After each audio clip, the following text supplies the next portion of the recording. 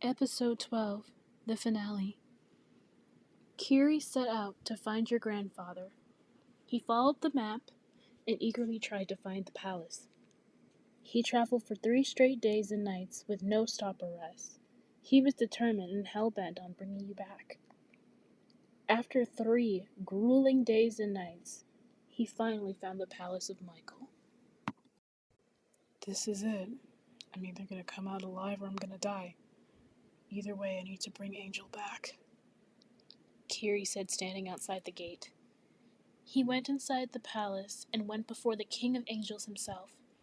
Michael was large, but beautiful, as expected of an angel of his rank.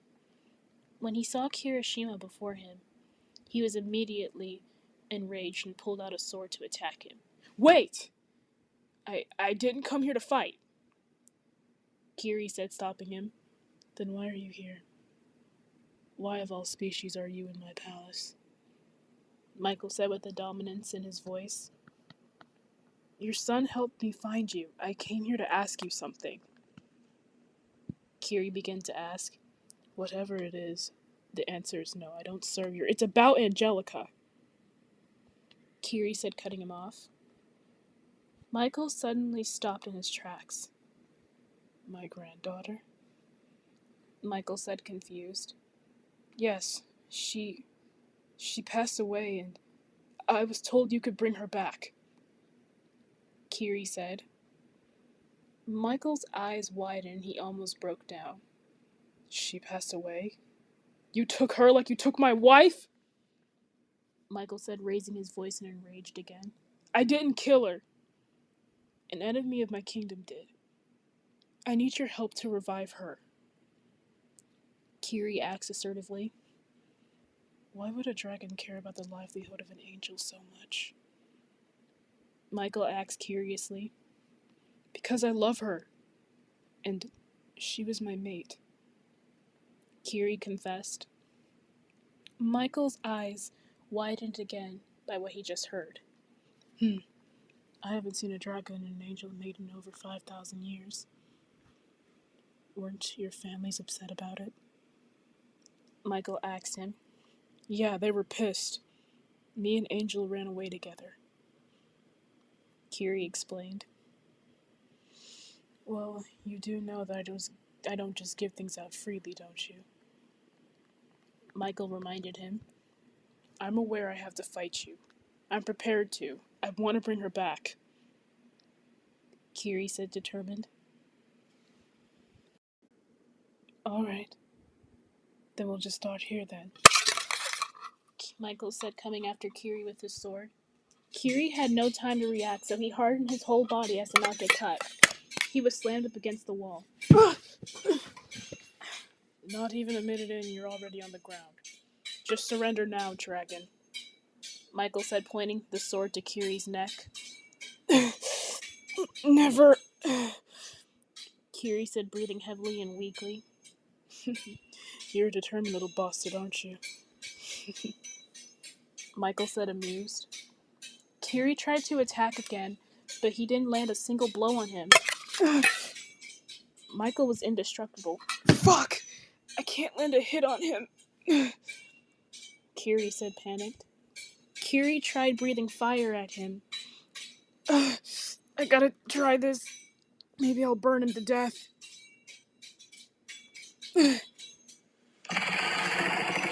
Huh. You think that can burn me? Think again, boy, Michael said with confidence. Michael's holy sword cut through the fire like a sandwich. My holy sword can cut through even the flames of hell. Your measly fire isn't enough for me, Michael said, cutting through Eijirou's fire. Damn it, he's blocking all my attacks, Kiri thought, shell-shocked. Michael struck Kiri down again. Come on, boy, is that all you got? Do you really want my granddaughter back?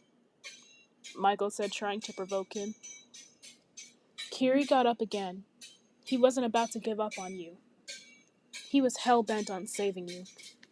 I'm not getting up. I'm not giving up, Kiri said, struggling. Fine. We'll continue this fight since you're so determined. Michael said, getting annoyed. I need to bring her back! Kiri screamed. Kiri flew and breathed more fire at Michael. As per usual, Michael cut his fire with his sword. Fuck! What can I do to defeat this guy? Kiri said, panicking. Does he even have a weakness? Kiri said, trying to think. Michael kept swinging his sword at Kiri. Luckily, this time Kiri was able to dodge it. Then he had an idea. I need to get closer to that sword, but how? Kiri said, trying to think. Kiri needed to find a way to get closer to Michael's sword. Do you think just flying around will help you win? Michael said, getting frustrated. Just then, Michael flew into Kiri and was about to slay him. Kiri found an opening to his sword. Just then, Michael was going to slay him. Kiri blocked his attack with his teeth. Michael's sword was now in his mouth. What the? Let go of my sword! Michael said, swinging around his sword to get Kiri off of him. Michael was knocking Kiri around the room. But Kiri wanted this because it was going according to his plan. I need to break the sword! Kiri said, biting down harder. Now, because it was the holy sword, Kiri's teeth were hurting and were breaking as he was chomping it down. Come on! A little bit more! Kiri said, biting down harder. The sword finally broke. Kiri fell to the ground. His teeth were broken, but he felt relieved. Michael was shocked. He threw the broken sword on the ground and walked over to Kirishima. Did I win? Did I win? Kiri said weakly with missing teeth. You broke my sword. But yes, you won, child. Michael said, smiling at him. You are the first person I've ever met in my 20,000 years of life ever able to beat me in a fight. As promised, though, I will reward you with whatever you desire. Choose wisely of your requests, though. Michael congratulated. Kiri was battered and bruised, but he still got up. I wish for your granddaughter Angelica's soul back. Kiri said wobbly. Consider it done. Michael said, snapping his fingers. A bright light appeared in the room. It was a baby pink glowing ball matching Angel's wings. It was your soul. Kiri held it in his arms. Please bring my granddaughter back to life, boy. Michael demanded. Kiri smiled at him. Thank you, Kiri said, bowing. Kiri was about to leave when Michael stopped him. Wait. Michael said, stopping him. What? First, let me heal you. I don't want you to meet my granddaughter all battered and bruised like that. Michael said. Michael magically healed Kiri's wounds and teeth. He looked good as new. Thank you, Kiri thanked. You're welcome. Now you can go, Michael said, sending him off. Kiri was happy to finally get your soul back and bring you back to life. He flew back home for another 3 days and nights. Bakugo and Lupe's POV. I hope Kiri comes back alive, Lupe said, worried. Me too. Come on, Kiri, where are you? I hope you didn't fucking die, Katsuki thought, worried. Just then, Kiri arrived home and went to Kachan and Lupe. Hey, I'm back, Kiri said enthusiastically. Bakugo and Lupe turned around and were relieved to see him. Kiri, you're alive? Bakugo said, happy. Yeah, and I got her soul back, Kiri said, showing them the soul. You actually fought King Michael? Lupe said in disbelief. Yeah, I need to give Angel her soul back now, Kiri said, caressing your cheek. Just feed it to her, okay? Lupe advised. Okay. I hope this works, Kiri said nervously. Kiri fed your soul back to you, and all the color came back. You slowly opened your eyes. You saw the three of them standing over you. Everyone was relieved to see you awake. Kiri? You said his name softly. Angel! Kiri said, hugging you and relieved. What happened? You asked. You fell asleep for a while. You're awake now. Kiri said, squeezing you tighter. Kiri? You said, calling his name. Yeah? Kiri said with happy tears in his eyes. Bakugo and Lupe gave you guys some privacy. I love you. You said, beginning to cry. Kiri smiled big at you and hugged you again. I love you too, Gemstone. I love you so much.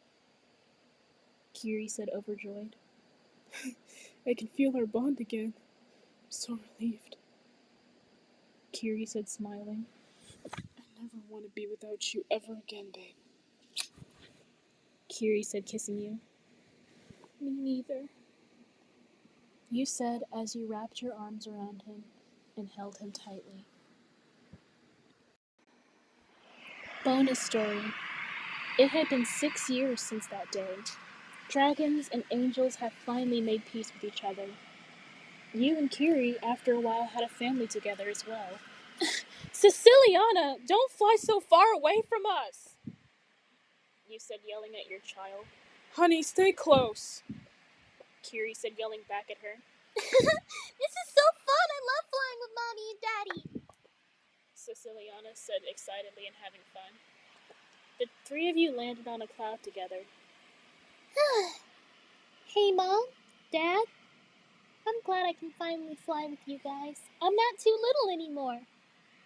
She said, grinning big. You and Kiri smiled at each other and looked at your daughter. No, you're not. Now we can all fly as a family.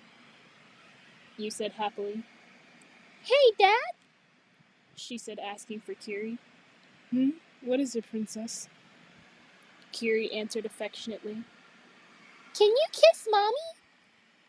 She asked. With no hesitation, Kiri kissed you. Yay! Mommy, Daddy, I love you both.